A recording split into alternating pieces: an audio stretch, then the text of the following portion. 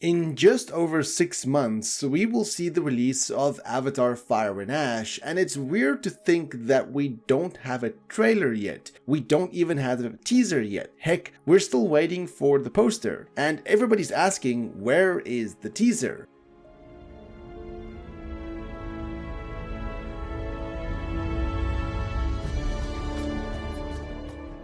Avatar Theory here, hope you're doing well and having a fantastic day, and at this moment there is no confirmation on when we will get the first teaser to Avatar Fire and Ash. As I mentioned, we don't even have the first poster yet. The only thing we have is one still of Neytiri, which was released in the previous issue of Empire magazine, as currently we don't know what will be revealed in the next issue of Empire magazine, but from what I know, the next issue is only going to be focused on the cast and not bring us any poster, still, or even concept art. But luckily the next issue is right around the corner. That being said, me and everybody else wants to know when we will get the first teaser to Avatar Fire and Ash. As I mentioned, the movie is just over 6 months away and we haven't heard anything, but I do have a theory or something that I want to speculate about on why that is and when I think we might actually get the first teaser. Now again, I do want to say that this is purely speculation,